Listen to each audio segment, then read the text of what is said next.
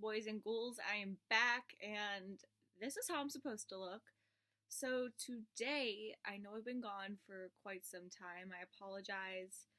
At the end of the semester, college is always a lot more depressing and hectic than anybody would like it to be.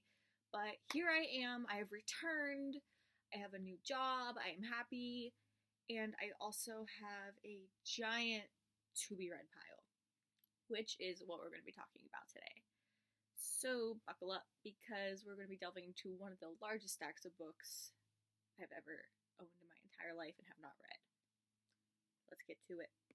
Okay, first things first, let's see. Definitely these. I have recently purchased two of Carrie Fisher's books.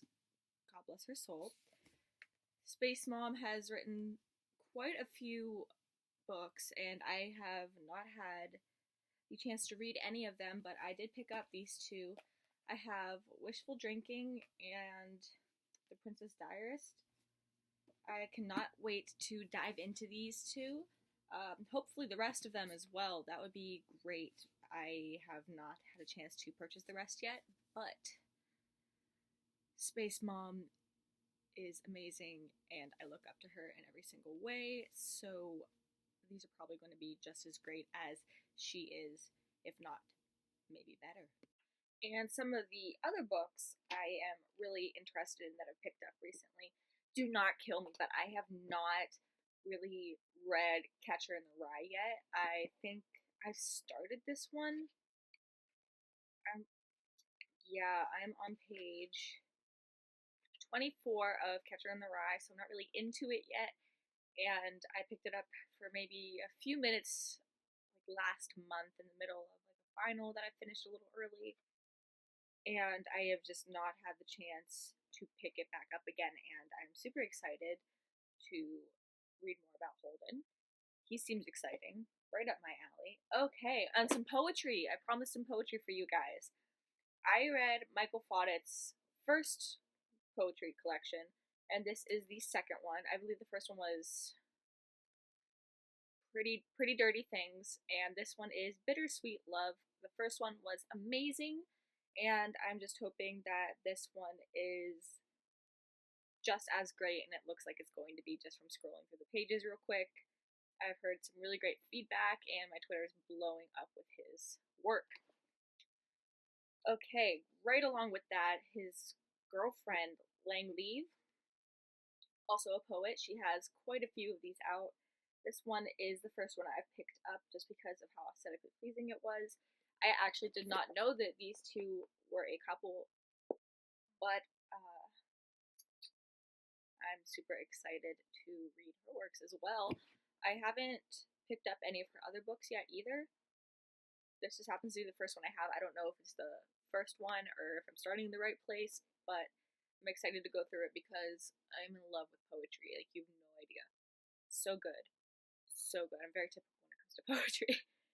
Alright, and I also have Fire Color 1. I have heard nothing about this book. I just happened to be walking through Barnes & Noble one day, and I had some extra cash, so I was digging through the stacks, as I tend to do, and I found this guy, and it looked really good, and you know what? I read a little bit of it too. Well, the prologue. I just read through the prologue while I was in the store, and it seemed very, very interesting. This one is supposed to be about this arsonist girl, and her mom and her mom's like boyfriend or husband or something send her away as punishment to live with her dad in England, who she's heard nothing but terrible, terrible things about from her mother. But it turns out he's actually this very incredibly wealthy artist, and he's a painter. And she actually grows like very close to her dad or something, and apparently they give this away in the prologue. This isn't spoilers. Like, this is in the prologue of the book. Like, they let you know this right off the bat. He dies at the end of their trip together, and she actually finds out he's this really, really great person. Like, his artwork is amazing, and she's like inspired by him and all the stuff he does. And it turns out she was not sent away for punishment, but her mom just wanted to use her to gain her estranged father's fortune after he died because he was incredibly sick. And I may be making this sound like the worst book in the entire world, but it's honestly so interesting sounding, and the prologue was just so well written. I needed to pick it up, and I got that in the young adult section. What else do I got over here? Oh, some more poetry. I have High Poet Society. I know nothing about this. I just picked it up because it looked really good, and I'm always looking for some more poetry in my life. It just, yeah, it looks really good so far. They're just little tiny poems, but that does not mean they are not wonderful. Jeez, this is a big one. Here we have the ultimate Hitchhiker's Guide to the Galaxy. This is all of the books in the collection by Douglas Adams. And I picked this up at Barnes & Noble. It's a big fancy edition. I think this edition is the reason I have not picked this up and like gotten into it just yet. It's a little big and it's a little awkward just to carry around with you, and I am on the go a lot. It's beautiful though. It's so great. I actually picked this up for my ex, and I sent it to him for Christmas, like 2 years back, I think, and he really liked it. So I bought myself one at the time, and I have just yet to pick it up because it's carried some pretty bad memories. But honestly, I'm so interested. I started watching a little bit of the movie the other day, and it was so good. So I really want to get into all of this. Ugh, gosh. I'm not done either, so there's that. That's only half of my to be read pile at the moment, I believe. Yeah, I have so much more on my shelf that I've yet to get into. There's just a few more books. You guys can't even see the beginning of my shelf here. It is something to be trifled with. If I were in my own house, I guarantee I would have at least 5 more of these things. I just do not have the room to collect as many items and books as I'd like to these days. This is one that I picked up quite a while ago that I have not been able to read yet, but I am in the middle of her first book. This is Roxane Gay, Difficult Women. I am in the middle of Bad Feminist. It is so good. Those are a collection of essays. This seems amazing. I follow her on Twitter, and she's the most badass woman I've ever. Oh my gosh, I love her. God bless. God bless Roxane Gay. Okay, and this is Valley of the Dolls. My boyfriend actually picked me up the 50th anniversary version, and it has like these beautiful like hot pink sides.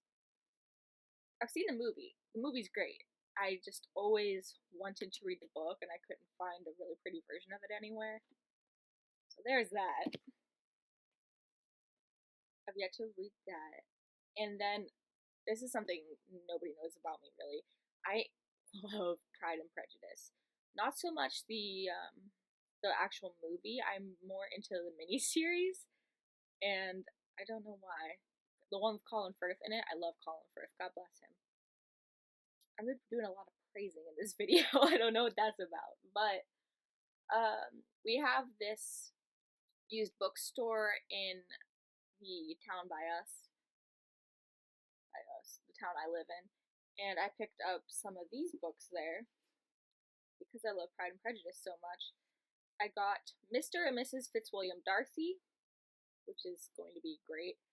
I love to see what people do with other people's novels, like books like that. Basically, it's fan fiction, and I'm a sucker for fan fiction, as I know a lot of people are, but are not willing to admit, but we should all admit to things more often. That's what I believe, at least. And here we have Mr. Darcy Broke My Heart. This one is not actually like a continuation of Pride and Prejudice like the other book was. But here, you know what? I'm gonna read the back to you because why not? Since Claire Prescott didn't understand Mr. Darcy's appeal, she's been comfortably dating Neil, a nice, if a bit neglected sports fanatic, but when she agrees to stand in for her sister at a Jane Austen seminar in Oxford, England, she finds herself holding a lost version of Pride and Prejudice. Scholars thought Austen's original manuscript was destroyed centuries ago, but as Claire reads the beloved author's first draft, she discovers that Austen didn't always have Darcy in mind for Lizzie Bennet. And when a tall, dark, and dashing stranger crosses Claire's path, will she suddenly discover her inner Lizzie Bennet? Neil's unexpected arrival in Oxford complicates Claire's journey to find her true romantic lead, and she discovers that finding the right hero can be more difficult than she ever imagined. I did not read that very well. When I read things out loud live, they usually sound like ass. So that probably didn't sound very good, but I want to read it. It looks good, and it was cheap because it's used. Oh my god, this video is going to be the longest if I do not end it sometime soon. Maybe I will do a continuation of this. This will be a part 1. Maybe we'll see part 2 soon. I don't know. We'll see. I don't know. Oh, and by the way, I've been gone for so long that I got some tattoos while I was away. Just to, prove my love for reading. I do have a stack of books on my arm right here. And the other one I will actually include in the next video I have planned out, which is going to be Peter Pan based. You guessed it, my tattoo is Peter Pan on my leg. That's my life and soul, and it deserves a whole video of its own, so I'm not even going to start in that right now. But I'm back, and I will not be going away again for a very long time, so buckle up and enjoy the ride on my crazy train. That sounded ridiculous. I'm insane. I apologize. See you guys later. Make sure you like, comment, subscribe.